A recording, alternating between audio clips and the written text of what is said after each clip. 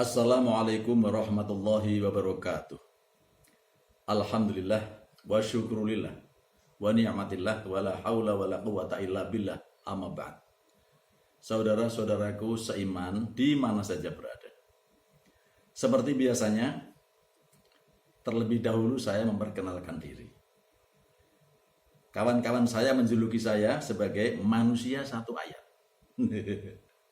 Karena kebiasaan saya, ketika saya pulang dari pondok ngaji, mendengarkan Kiai Dawuh, pulangnya sampai rumah dengan santai, itu menyampaikan oleh-oleh satu ayat kepada keluarga.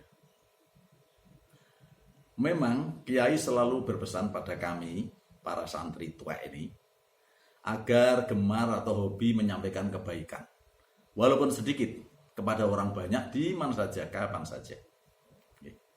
Ini sesuai dengan pesan baginda Rasulullah Sayyidina Muhammad SAW dalam salah satu hadisnya, balighu anni walau ayat.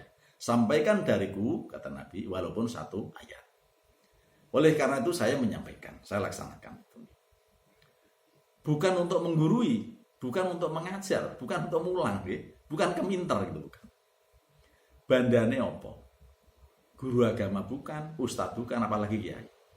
Tapi kami ingin ikut-ikutan menyampaikan kebaikan walaupun sedikit. Saudara-saudaraku, ketika kita ini ke masjid atau ke musola atau saat mengadakan perjalanan jauh safar, kita sering melakukan sholat berjamaah. Sholat jamaah. Dengan harapan sholat kita itu tentu sempurna. Walaupun di perjalanan misalnya. Apalagi di masjid dan musola. Biasanya imam yang bijaksana dan memang berilmu, ilmunya cukup, itu sebelum mulai sholat menyeru satu ajaan. Tujuannya adalah supaya shaf kita lurus dan rapat.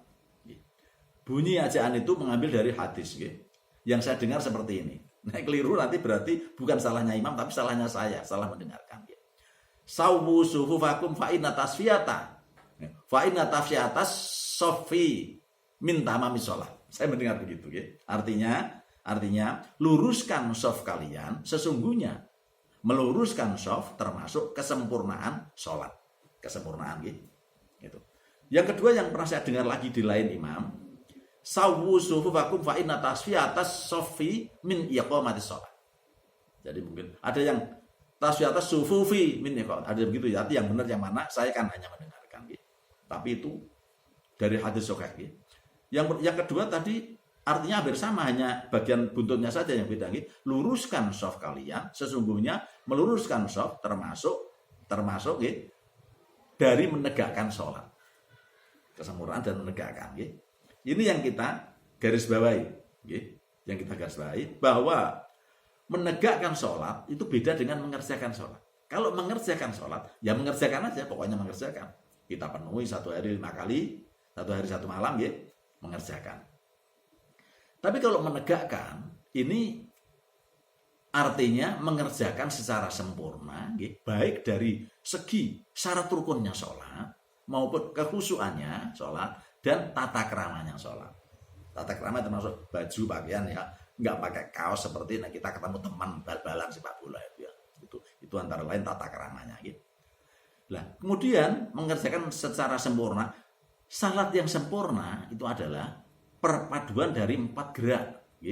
Yang pertama gerak lahir, dohir ini, badan, berdiri, rukuknya, sujudnya bagaimana. Tentu termasuk ngatur shaf itu tadi.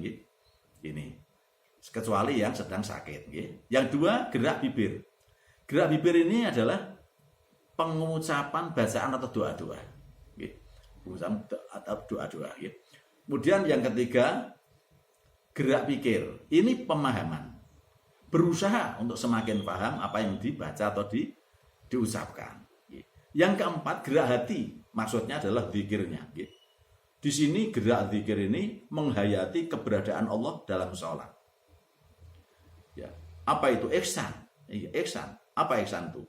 Kata-kata santri, kamu menyembah Allah seolah-olah kamu melihatnya, melihat Allah. Apa bisa? Jika tidak bisa, tidak mampu, maka kamu harus sadar bahwa Allah sedang melihat kamu. Kita belajar ini kita harus belajar ya, kita selama sholat kita ingat Allah, kalau lupa melenceng kemana-mana segera dikembalikan ingat Allah, begitu tuh, lama-lama nanti terbiasa. Tadi ada yang saya kelewatan menjelaskan, imam itu cara mengajak dengan ungkapan tadi, mengajak lurus dan rapat itu biasanya ada yang menghadap ke barat sebelum sholat dimulai, menghadap ke kiblat gitu, tapi ada yang menghadap ke jamaah. Ya, saya lebih setuju menghadap jamaah imam itu karena mengajak. Rasulullah malah serius itu ketika mengajak mengucapkan kalimat itu sambil nata dadanya para jamaah itu bisa didorong kalau terlalu maju, kemudian kalau orang maju disuruh maju. Serius ini Rasulullah mengatur shaf ini. Ya. Saudara-saudaraku, sekarang kita bahas tentang bagaimana lurus dan rapatnya shaf itu. Lurus dan rapat ini saya mengambil salah satu hadis yang sebetulnya banyak hadis. Ini saya ambil dari riwayat Imam Bukhari. Saya baca begini. Babu ilzaqil mangkidi bil mangkid. Salah ucap. Babu ilzaqil mangkibi bil mangkibi wal qadami bil qadami fis shaf. Begitu ya ada lupanya, saya kepleset ngomongnya itu ya. Mangkibi gitu ya. Artinya apa? Menempelkan pundak dengan pundak, kaki dengan kaki dalam shaf sholat. Ini kalau dimakan mentah menempelkan ya, itu kita sering saling mengganggu, gitu. Ribet, nggak nyaman gitu kan pada saat duduk tahiyat itu tindih-tindihan gitu ya. Maka Bapak Kiai yang bijaksana, pengertian nempel ini ya artinya ada dekat gitu, ya, dekat. Lah, pundak dengan pundak dan kaki di hadis lain disebutkan mata kaki. Diincerke itu ya, ini nempel diincerke. Lah ini antara dua tercapai, lurus dan rapat tercapai gitu.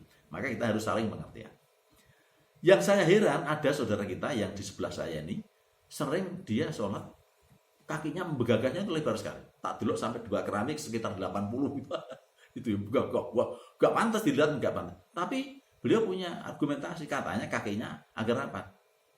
Nah, saya membantah kalau rapat kaki seperti itu pundaknya tentu jauh. Enggak mungkin ya. Karena yang rapat pundak dengan pundak kaki dengan ini adalah yang berdiri selebar bahu. Bahu saya ini 50 cm. Berarti kaki saya mengkangkangnya harus 50 cm. Begitu gitu. Lah, teman kita juga sama, maka insya Allah akan tercapai itu. Gitu. Oleh karena itu, ya kita cari nyamannya. Kita cari nyamannya. Gitu. Ketika habis sholat, tadi saya tanya, Mas, kok karena kaki harus rapat Pak gitu ya, kaki rapat, pundaknya jauh, padahal yang diperintah kaki dan pundak. Gitu. Ini kalau kaki ini nggak rapat, setan menempati di situ Pak.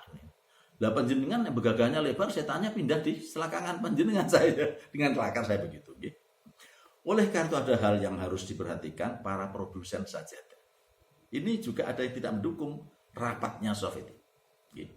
Sajadahnya ini kalau saya lebarnya bawah 50 cm, berarti saya mengambil sajadah yang 60 cm itu ada. Itu cukup Pak. Sampai duduk tahiyat saya pas-pasan masih di atas sajadah. Tapi kan kita tahu sajadah ada yang lebar, bagus gitu ya. Ini untuk sendirilah ya.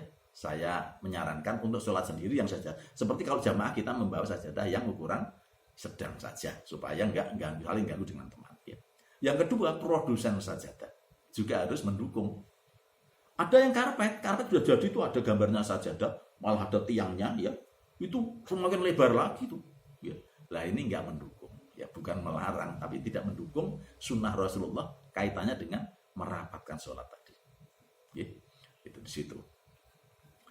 Ini banyak yang tidak ngerti karena waktu imam menyeru itu jamaah banyak yang tidak tahu maksudnya, gak diterjemahkan. Gitu. Mudah-mudahan yang sedikit ini bisa bermanfaat untuk kita sehingga sholat jamaah kita bisa semakin lama semakin mencapai sempurna. Gitu. Mohon maaf atas kekurangan saya. Wallahul muwaffiq ila aqwamit thoriq. Wassalamualaikum warahmatullahi wabarakatuh.